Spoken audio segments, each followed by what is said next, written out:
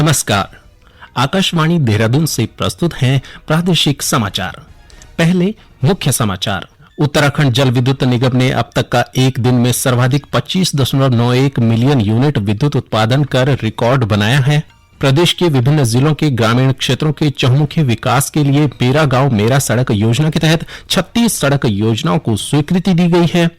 शिक्षा के क्षेत्र में उत्कृष्ट कार्य के लिए टिहरी जिले की श्रुतिका सिलसवाल का राष्ट्रमंडल युवा पुरस्कार के लिए चयन। और प्रदेश के पर्वतीय क्षेत्रों से लेकर मैदान तक रुक रुक कर बारिश का सिलसिला जारी है।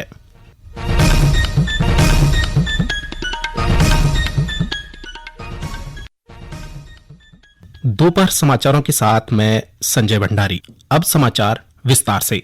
उत्तराखंड जल विद्युत निगम ने स्थापना के बाद से अब तक का एक दिन में सर्वाधिक 25.91 मिलियन यूनिट विद्युत उत्पादन कर रिकॉर्ड बनाया है। जल विद्युत निगम के प्रबंध निदेशक संदीप सिंघल ने यह जानकारी दी। उन्होंने बताया कि प्रदेश की जल विद्युत परियोजनाओं से 28 जुलाई को विद्युत उत्पादन का यह रिकॉर्ड दर्ज किया गया। श्री सिंघल ने बताया कि इससे पहले निगम की परियोजनाओं का सर्वाधिक विद्युत उत्पादन 25.43 मिलियन यूनिट 19 सितंबर 2022 को रहा। श्री सिंघल ने कहा, अतिवृष्टि और बाढ़ आदि से उत्पन्न विषम परिस्थितियों में भी परियोजनाओं का रिकॉर्ड उत्पादन निगम कार्मिकों के दृढ़ संकल्प को प्रदर्शित करता है। प्रदेश के विभिन्न जिलों के ग्रामीण क्षेत्रों के चहुमुखी विकास के लिए मेरा गांव मेरी सड़क योजना के तहत 36 सड़क योजनाओं को स्वीकृति दी गई है। ग्राम्य विकास मंत्री गणेश जोशी ने यह जानकारी दी। उन्होंने कहा कि मुख्यमंत्री पुष्कर सिंह धामी के नेतृत्व में सरकार ग्रामीण अंचलों के विकास के लिए प्रतिबद्ध है। श्री जोशी ने कहा कि सरकार ग्रामीण क्षेत्रों के चहुमुखी विकास के लिए उनमें रोजगार, स्वरोजगार और आवास उपलब्ध कराने के साथ ही लोक निर्माण विभाग व प्रधानमंत्री ग्रामीण सड़क योजना की परिधि से बाहर के संपर्क विहीन गांवों को संपर्कता प्रदान करने की दिशा में निरंतर प्रयासरत है। ग्राम्य विकास मंत्री ने बताया कि आवश्यकता पड़ने पर गांवों को सड़क मार्ग से जोड़ने के लिए अनुपूरक बजट में धनराशि की व्यवस्था की जाएगी। गौरतलब है कि मेरा गांव मेरी सड़क योजना में मुख्य सड़क से 1 किलोमीटर की दूरी पर स्थित संपर्क विहीन गांवों को सार्वमौसम संपर्कता के लिए सड़क निर्माण की कार्ययोजना को स्वीकृति प्रदान की जाती है। विगत वर्ष इस योजना में 49 गांवों के लिए सड़कें स्वीकृति की गई थी, जिन पर कार्य प्रारंभ किया जा चुका है। इस योजना से गांववासियों को सभी मौसम में आवागमन के लिए संपर्क मार्ग उपलब्ध होने के साथ ही स्थानीय उपज को बाजार तक लाने में भी सुविधा होगी, जिससे किसानों की आय में वृद्धि होगी और प्रत्यक्ष अप्रत्यक्ष अन्य रोजगार के साधन भी विकसित होंगे।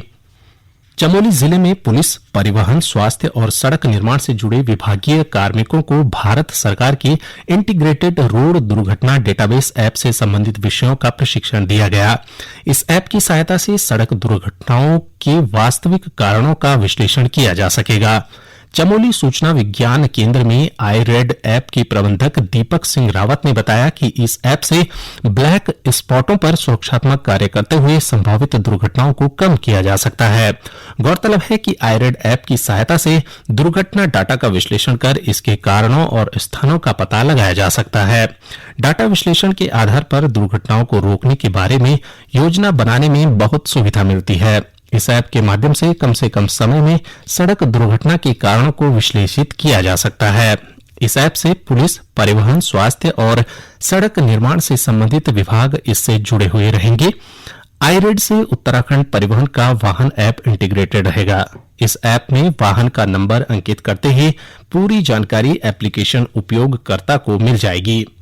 केदारनाथ के शीतकालीन वास पंचकेदार गद्दी स्थल ओमकारेश्वर मंदिर ऊखीमठ स्थित प्राचीन कोठा भवन का जीर्णोद्धार का कार्य शुरू कर दिया गया है। बद्री केदार मंदिर समिति के मीडिया प्रभारी डॉक्टर हरीश गौड़ ने बताया कि इस काम में 4,70,03,000 रुपए खर्च होने का अनुमान है। गौरतलब है कि बद्रीनाथ केदारनाथ मंदिर समिति के अध्यक्ष अजिंदर अजय ने पंचकेदार गद्दी स्थल ओंकारेश्वर मंदिर ऊखीमठ में कोठा भवन जीर्णोद्धार के लिए इसी साल बैशाखी के दिन भूमि पूजन किया था।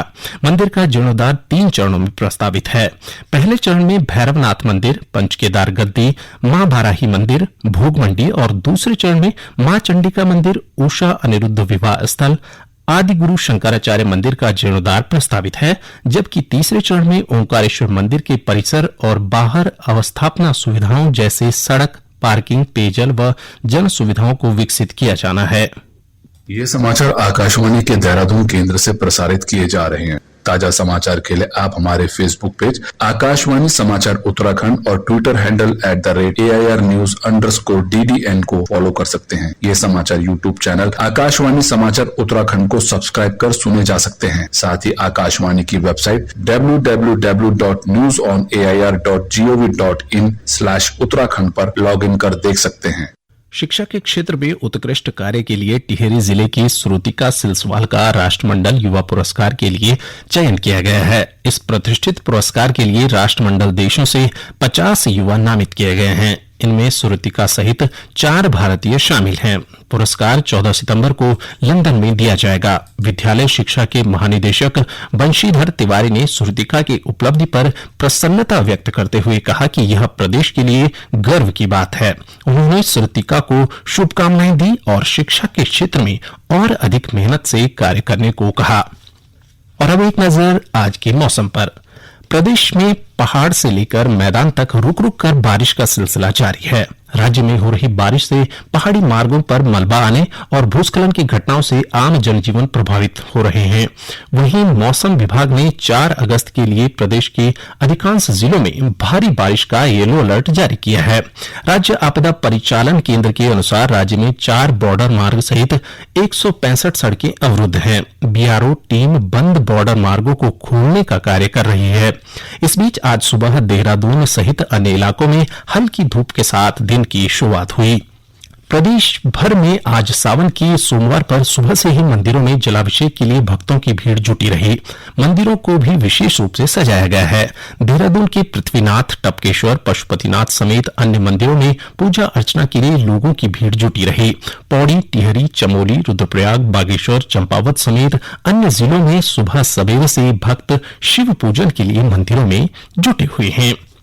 भारतीय जनता पार्टी के राष्ट्रीय महामंत्री संगठन बीएल संतोष ने कहा कि जन समस्याओं के समाधान के लिए कार्यकर्ता जनता और सरकार के बीच सेतु का कार्य करें। देहरादून में आयोजित भाजपा कोर ग्रुप की बैठक में श्री संतोष ने कहा कि जन समस्याओं के समाधान के प्रयास करने हैं और लोगों की सुझावों व समस्याओं को सरकार तक पहुंचाना है। बैठक में उन्होंने सभी पदाधिकारियों से महाजनसंपर्क अभियान की जानकारी ली। उन्होंने प्रत्येक महीने सांसद व विधायकों की टिफिन बैठक को अनिवार्य रूप से अलग अलग गांवों में आयोजित करने पर जोर दिया। श्री संतोष ने कार्यकर्ताओं से आगामी निगम, नगर निकाय और सहकारिता के चुनाव तैयारियों में जुट जाने की भी अपील की। इससे पहले भाजपा प्रदेश अध्यक्ष महेंद्र भट्ट ने केंद्र सरकार के 9 वर्ष पूरे होने पर चलाई गई महाजनसंपर्क अभियान की जानकारी दी। आयकर विभाग ने 30 जुलाई से अब तक 6 करोड़ से अधिक आयकर रिटर्न आईटीआर दाखिल कर एक नई उपलब्धि हासिल की है। वहीं कल शाम 6:30 बजे तक करीब 26,76,000 आईटीआर दाखिल किए जा चुके हैं। ई फाइलिंग पोर्टल पर कल शाम 6:30 बजे तक 1 करोड़ 30 लाख से अधिक सफल लॉगिन हुए। आयकर विभाग कॉल, लाइव चैट, वेबएक्स सत्र और सोशल मीडिया के माध्यम से 24 घंटे 7 दिन आईटीआर दाखिल करने, कर भुगतान और अन्य संबंधित सेवाओं के लिए करदाताओं की सहायता कर रहा है। आकलन वर्ष 2023-24 के लिए आईटीआर दाखिल करने का आज आखिरी दिन है। अंत में मुख्य समाचार एक बार फिर।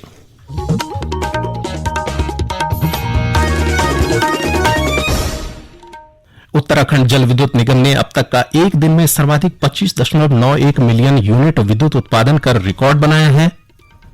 प्रदेश के विभिन्न जिलों के ग्रामीण क्षेत्रों के चहुमुखी विकास के लिए मेरा गांव मेरी सड़क योजना के तहत 36 सड़क योजनाओं को स्वीकृति दी गई है। शिक्षा के क्षेत्र में उत्कृष्ट कार्य के लिए टिहरी जिले की श्रुतिका सिलसवाल का राष्ट्रमंडल युवा पुरस्कार के लिए चयन। और प्रदेश के पर्वतीय क्षेत्रों से लेकर मैदान तक रुक रुक कर बारिश का सिलसिला जारी है।